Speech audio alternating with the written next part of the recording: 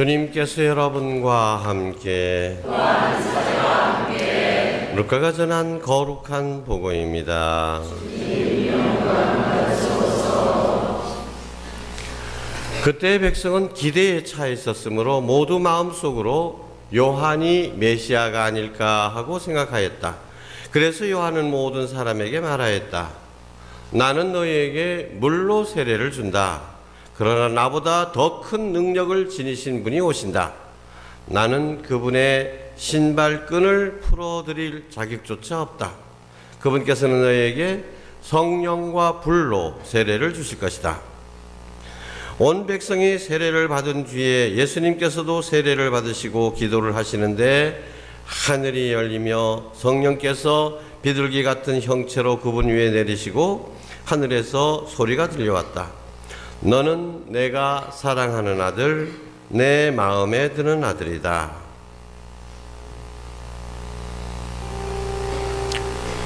주님의 말씀입니다. 그리스도님 찬양합니다. 앉으십시오. 참 예수님, 네, 오늘 주님의 세례 주길로서 태어나신 아기 예수님의 신원이 모두 분명히 드러나게 됩니다. 예수님께서는 온 세상을 구원하실 메시아로서 등극을 하시는 것입니다. 아기 예수님이 바로 메시아이십니다. 메시아라는 이 말은 원래 기름 부음을 받은 자란 뜻이죠. 이때 기름이라는 것은 올리브 기름 조금 짰을 때 살짝 눌렀을 때 나오는 진짜 올리브유로서 그것은 향유로 쓰였습니다. 이 올리브 향유를 이 머리에 푹 부어주는 것을 말합니다. 기름을 붓는다는 것은 대부분은 임금님에게 한 행동이고 사제가 되었을 때나 또는 예언자로 활동을 시작할 때 그렇게 거치는 예식이었습니다. 많은 학자들이 예수님께서 세례받으시는 이 장면을 메시아 대관식이라고 얘기합니다. 대관식 하면 왕관을 쓰는 것을 생각을 하실 수 있는데 예수님께서는 그런 금관 같은 이런 왕관을 쓰신 것이 아니라 성령으로 듬뿍 도유되신 분이시다. 성령의 기쁨의 기름을 듬뿍 부음을 받으신 분이시다. 이렇게 표현을 하는 것입니다. 예수님께서 세례를 받으시고 난 다음에 바로 어디로 가시죠? 광야로 가셔서 이제 악마의 유혹을 물리치시고 바로 활동을 시작하시죠. 그러니까 이 세례식은 공생활의 시작입니다. 메시아로서의 공적인 활동을 시작하는 것이고 이 공적인 활동을 시작할 때에 바로 성령께서 나타나시는 것입니다. 비둘기 모양으로 성령이 내려오셨다는 것은 바로 성령으로 기름을 부었다라는 뜻입니다. 그리고 하늘이 열리고 하느님 아버지의 음성이 들려왔다고 합니다. 뭐라고 했습니까? 이는 내가 사랑하는 아들, 내 마음에 드는 아들이다. 우선 우리는 예수님께서 왜 세례를 받으셨는가라는 질문을 할 수 있습니다. 여러분, 세례는 무엇입니까? 세례는 우리가 지은 교리 배우신 분들은 원죄와 본죄 얘기도 하죠. 원죄와 본죄, 우리가 인간이 지은 모든 죄를 깨끗이 씻어주는 성사이다. 근데 예수님은 죄가 없으신 분이시잖아요. 그런데 왜 세례를 받습니까? 이것은 예수님이 어떤 분이신지를 잘 말해주는 것입니다. 메시아의 역할에 대해서 오늘 첫 번째 독서에서 들었습니다. 첫 번째 독서, 이것을 학자들은 여러분 따라해 보십시오. 고난받는 야훼의 종의 노래. 너무 깁니까? 고난받는 야훼의 종의 노래. 고난받는 야훼의 종의 노래. 이것이 네 개가 있는데 이 고난받는 야훼의 종의 노래는 특히 이 사순절 동안 성금요일 날 이때 계속해서 함께 듣게 되는 노래입니다. 근데 이 첫 번째 노래를 오늘 들었습니다. 여기에서 뭐라고 합니까? 내가 너를 빚어서 온 백성의 빛이 되게 하겠다. 그런데 그때 이 메시아가 고난받는 야훼의 종이 도대체 무슨 일을 할 것인가 라는 것이 오늘 독서에도 잘 나타나 있는데, 그 중에서 제가 제일 관심 가는 부분은 이런 것입니다. 그는 부러진 갈대를 꺾지 아니하고 꺼져가는 심지를 끄지 않는다. 아니, 이게 처음에는 무슨 뜻인지 잘 몰랐습니다. 그런데 옛날에 공동 번역은 이렇게 되어 있습니다.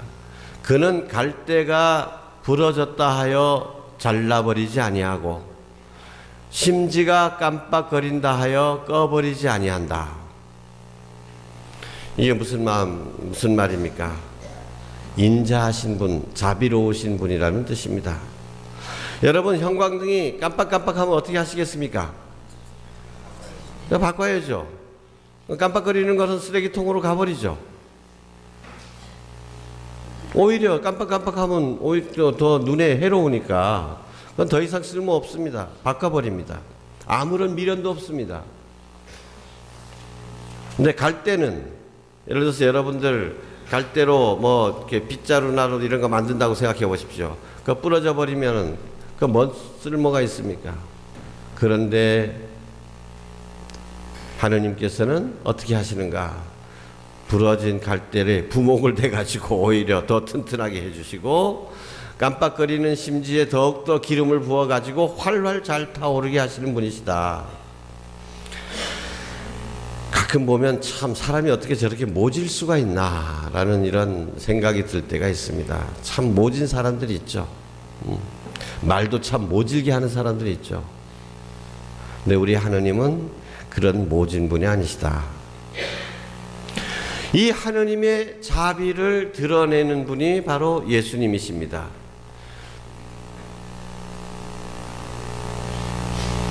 예수님께서는 당신이 죄도 없으신 분이신데 왜 세례를 받으시는가? 당신은 죄를 전혀 모르시는 분이셨지만은 우리 같은 죄인이 되셔서 물에 들어가셔서 세례를 받으십니다. 그래서 그 덕분에 우리 죄인들이 깨끗해진다는 것입니다. 여러분, 이것을 교환의 신비라고 부르는 것입니다. 성탄이 가장 대표적인 교환의 신비이죠. 하느님이 어떻게 되셨어요? 사람이 되셨죠. 그래서 사람이 뭐가 됩니까? 하느님이 되는 것. 죽어야 할 인간이 어떻게 됐습니까? 살게 됐죠. 어떻게 했어요? 죽지 않으시는 영원하신 하느님께서 대신 죽으심으로써 마땅히 죽어야 할 우리 인간은 영원히 살게 된다. 이것이 바로 교환의 신비입니다. 예수님께서는 오늘 세례를 통해서 이 교환의 신비를 가르쳐 주시는 것입니다.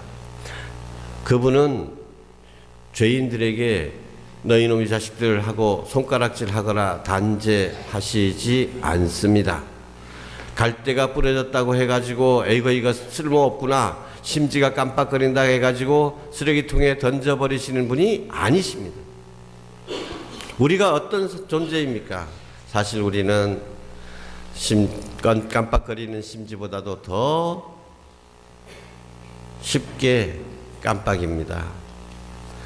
부러진 갈대보다도 더 연약한 존재입니다. 너무도 쉽게 넘어지고 유혹에 빠집니다. 그러나 하느님, 자비로운 하느님이시기 때문에 우리를 오히려 더 튼튼하게 해주시고 은혜로서 영광스럽게 해주시는 것입니다.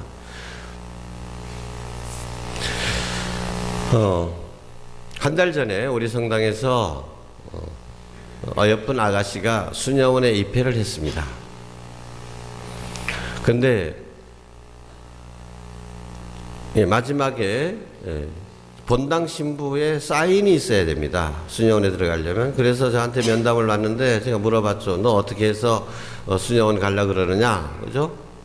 그랬더니 대답이 그럽니다. 아, 저는요, 동문성당에 다닐 때부터, 고등학교 때부터 신부님, 수녀님들이 사는 모습을 보고 너무 행복해 보여서 나도 수녀가 되겠다라고 결심을 했는데, 그래서 고등학교 졸업하면 바로 수녀원 가려고 했습니다. 그런데 수녀원에서 왜 고등학교 바로 졸업하고 오겠다 그러면 환영하겠습니까? 근데 본인이 워낙 그냥 단호하게 그러니까 아마 수녀원에서도 허락을 해준 모양이죠. 근데 본당 신부가 그때 지금 과양에 있는 강형민 신부인데, 강형민 신부가 절대 넌 사인 못 해주겠다. 대학교 졸업하고 가라. 이랬다는 겁니다. 그래서 어쩔 수 없이 대학을 졸업했는데 원래 작년이 대학 졸업반이에요. 졸업식도 안 하고 그냥 빨리 들어가 버렸어요. 그렇게 가고 싶어 하는 거죠. 그러냐. 참 기특하기도 하죠. 그죠? 그런데 제가 한번 매일 미사도 자주 나오니까 미사를 드리는데 갑자기 그런 생각이 들어요. 참 다이아 같은 존재로구나. 그래서 미사 끝난 다음에 문자를 보냈습니다. 오늘 미사를 드리는데 네가 너를 다이아라고 부르고 싶은 생각이 들었다.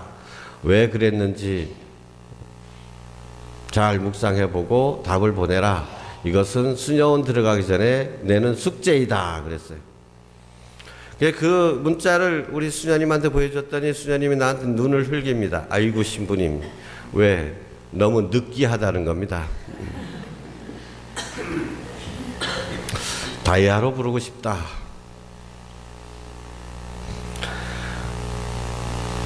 그 아가씨가 한참 고민한다는 소문이 들려왔습니다. 이 숙제를 어떻게 해야 되나. 한참 뒤에야 문자가 왔는데 뭐라고 했는지 아세요? 아이고 신부님, 제가 그렇게 일찍 수녀원 간다고 하니까 그래도 열심히 활동하고 미사도 열심히 하고 기도도 열심히 하고 하니까 그냥 그렇게 저를 예쁘게 보아주셔서 다이아라고 부르고 싶다 그러는 거 아닙니까? 땡, 숙제 다시 하라 그랬어요. 여러분, 제가 여러분에게 문자를 보내서 자매님은 정말 우리 성당의 다이아 같은 존재입니다. 이러면 여러분 기분이 어떻겠어요? 내가 어떤 형제님에게 형제님 정말 당신은 다이아같이 빛나고 귀한 존재이십니다 라고 이야기하면 느낌이 어떻겠습니까? 처음엔 기쁘죠. 단순한 사람들은 기쁠 겁니다. 아이고 신부님이 나를 이렇게 봐주다니 정말 너무너무 고맙습니다 할 겁니다. 하지만 그것이 전부이겠습니까?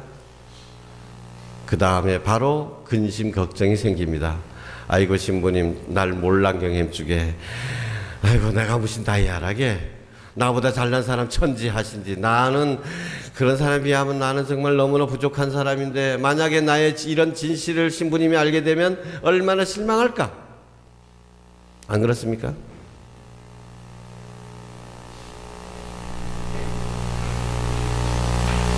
그런데 신부님이 그런 문자를 보낸 것이 아니라 하느님께서 여러분에게 그렇게 말씀하신다면 여러분 느낌이 어떻겠습니까? 얘야, 너는 내 눈에 넣어도 아프지 않을 나의 귀염둥이, 너는 내가 사랑하는 아들, 딸, 내 마음에 드는 아들, 딸이다. 이렇게 얘기하신다면 여러분 기분이 어떻겠습니까? 아이고 나를 그렇게 봐주시니 감사합니다 라고 말할 겨를조차 없을 겁니다. 아이고 무슨 황송하신 말씀, 천만부당한 말씀이 옵니다. 말씀을 걷어주십시오 할 겁니다. 너무 무거워서 감당할 수가 없습니다. 제가 어떻게 그럴 수 있단 말입니까? 여러분, 이게 우리 신앙생활의 가장 큰 문제 중에 하나입니다. 제가 그 수녀원에 간 아가씨에게 다이아라고 부른다고 했을 때 그것을 그냥 있는 그대로 받아들이지 못하는 것처럼 우리 교회에서는 늘 이 죄인들아 회개하라라는 말만 자꾸 들어왔기 때문에 겸손해야 된다. 무슨 다이아라는 말을 칭찬을 들었어도 내가 무슨 다이아게 은반지도 못한디 이래야만 합당한 자세인 줄 압니다. 하느님께서 너는 내가 사랑하는 아들 딸이다 내 마음에 든다 라고 얘기해도 아니 되옵니다 라고 얘기하는 거예요. 이건 겸손이 아니라 교만입니다.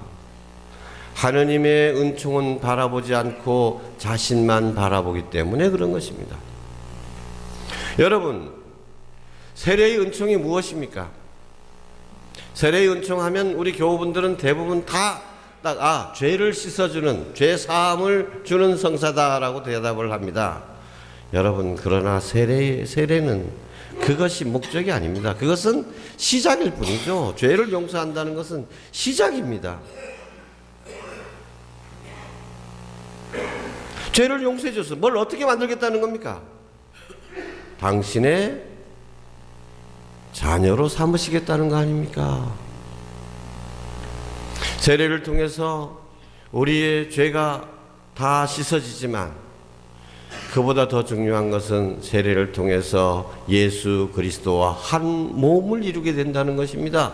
우리 이 비천한 인간이 부러진 갈대 같은 존재가 깜빡거리는 심지 같은 존재가 예수 그리스도와 한 몸을 이루게 되고 그래서 예수님처럼 우리도 하느님의 자녀가 되는 것입니다. 하느님의 자녀는 뭡니까? 바로 하느님이 되는 것이요. 우리가 하느님이 되는 것입니다. 여러분, 우리는 모두 하느님의 왕자요 공주님들인 것입니다. 여러분이 자녀를 바라볼 때 어떻습니까? 너무나 소중하지 않습니까? 너무나 예쁘지 않습니까? 그 자녀를 위해서라면 여러분의 목숨도 기꺼이 내놓을 수 있을 것 같지 않습니까? 여러분이 인간의 부모도 자녀를 그렇게 사랑하거늘 그렇게 귀하게 여기거늘 하늘에 계신 우리 아버지께서 우리를 어떻게 하시겠습니까? 우리를 이렇게 높은 처지에 들어 높여 주시는 것이 바로 기쁜 소식입니다. 복음이란 게 뭡니까? 죽은 다음에 천당 보내주겠다는 게 기쁜 소식입니까? 그것보다도 더 중요한 것이 있습니다. 예, 우리 이 나약한 존재, 이 보잘것없는 존재, 비천한 존재, 우리 이런 존재를 이렇게까지 당신의 자녀로 당신과 똑같은 하느님이 되게끔 높여주신다는 것이죠. 영광스럽게 해주시는 것입니다. 하느님께서 우리에게 베푸신 이 세례의 은총이 얼마나 크고 놀라운 것인지를 우리가 깨닫는다면 우리의 삶이 달라질 수밖에 없는 것입니다. 억지로 사랑을 베푸는 것이 아니라, 억지로 주일미사에 나오는 것이 아니라, 억지로 기도하려는 것이 아니라 내 마음 깊은 곳에서 기도하지 않을 수 없게끔, 사랑을 실천하지 않을 수 없게끔 우리 삶을 바꿔놓는 것이 바로 이 세례의 은혜에 대한 깨우침인 것입니다. 하느님 사랑에 대한 깨우침입니다. 복음을 받아들인다는 것은 바로 이것을 말하는 것입니다. 그래서 우리가 거꾸로 이렇게 살지 못한다는 것은 바로 세례의 은혜를 우리가 제대로 깨우치지 못하고 있다라는 것입니다.